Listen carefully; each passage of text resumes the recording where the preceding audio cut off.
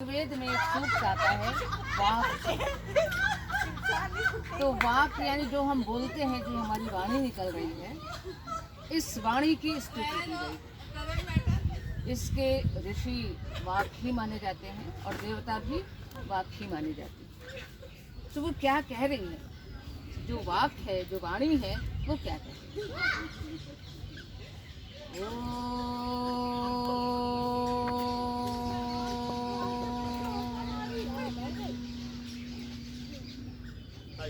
अहम राष्ट्री संगमनी वसूनाम्।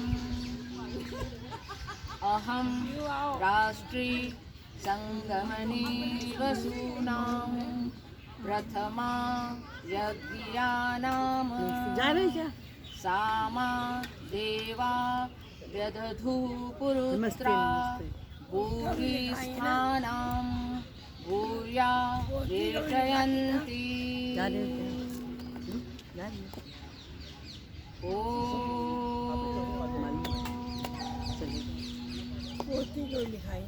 शांति शांति शांति।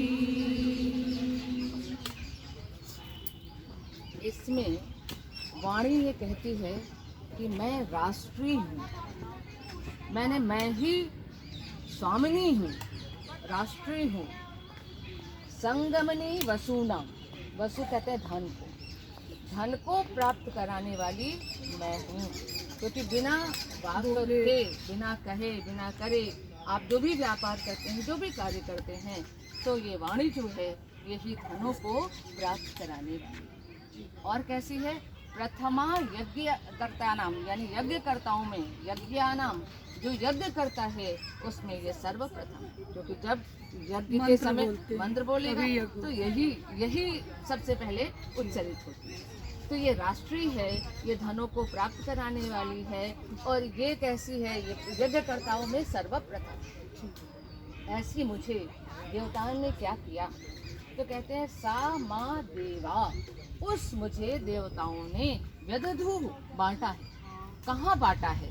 तो भूरि स्थात्रा, अनेक स्थानों पर, भूरिया वेशयंती, अनेक स्थानों में प्रवेश करने वाली, पुरुत्रा, अनेक प्रकार से, यानी कि एक जगह गए तो बस उसी तरह के सब तरह से, तो अनेक स्थानों पर अनेक प्रकार से प्रवेश करने वाली मुझे देवताओं ने विभिन्न प्रकार से स्थापित किया है, बांटा है, प्रेषित किया है। यह मेरी शक्ति है। तो जो ऋग्वेद के मंत्र हैं वो ऐसे विषय लेते हैं, प्रकृति के लेते हैं, वाणी का लेते हैं, मन का भी मैंने एक दिन आपके साथ शेयर किया। तो और जो देवता है, जो प्राकृतिक देवता हैं, वो सब देवता किसी न किसी प्रकृति के रूप के ही देवता माने जाते हैं। तो ये तो वैदिक मंत्र हुआ। इसका अर्थ एक छोटी सी कहानी सुनाई, और वो कहानी ये कहती है कि हमें कैसे एकाग्र होना चाहिए, अपने कार्य के प्रति कैसे समर्पित होना चाहिए, और कैसे असंपृक्त होना चाहिए, उसमें आसक्ति हमारी नहीं होनी चाहिए। किसकी तरह नहीं होनी चाहिए? महाराज जनक की तरह। सब कुछ था उनके पास, पर कहीं कोई उनको मोह लगाओ नहीं। तो महाराज जनक की ही एक कथा सुनाती हूँ। तो महाराज जनक आप सभी जानते हैं, माँ सीता के पिता हैं और जनकपुर के राजा रहे हैं, राजाधिराज रहे हैं। और उन बहुत ही विद्वान थे, उनको बहुत शास्त्रों का ज्ञान था। तो उनके ये परंपरा थी कि कोई भी विद्वान किसी भी समय आए, उसके लिए कोई रोक नहीं, वो आ सकता है। और जो विद्वत सभा बैठती थी, तो उस विद्वत सभा में लोग किस तरीके से अर्चना करते थे, और जो शास्त्रार्थ होता था, उस शास्त्रार्थ में स्वयं महाराज जनक भाग लेते और बहुत अच्छे से तर्क वितर्क करते थे। तो जो बिल्कुल ज्ञानी थे, तो जो ऋषि मुनि आते थे, चर्चा करते थे, वो अपने ज्ञान शेयर करते थे, ये अपने करते थे। तो इस तरीके से चर्चा होती रही। एक दिन ऋषियों ने कहा, महाराज एक प्रश्न है, बताइए। कहे आपके पास इतना कुछ है और आपको किसी चीज में कोई आसक्ति नहीं, और ना ही कोई अहंकार है, तो कारण क्या है?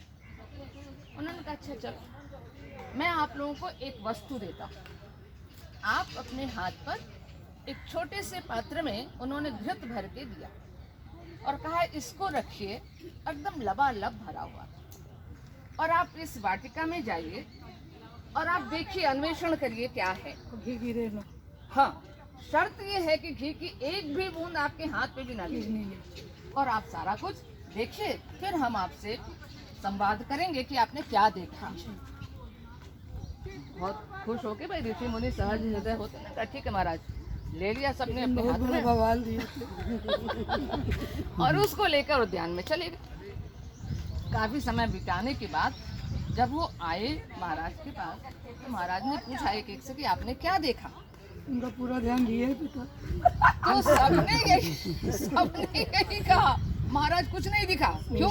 क्योंकि पूरा दिमाग इसी पे आपने तो घृत दे दिया था, ध्यान सारा इसी पे केंद्रित हो गया। तो वहाँ महाराज होकर भी, विविध वस्तुओं के होने पर भी हम कुछ नहीं देख पाए। सही है। तो महाराज ने कहा देखिए, ऐसे ही हमारा परमात्मा ने जो मुझे दिया है वो समाज के लिए दिया है, लोक हित के लिए दिया, मेरा कुछ उसमें नहीं है, इसलिए मेरी दृष्टि इधर उधर कहीं जाती नहीं।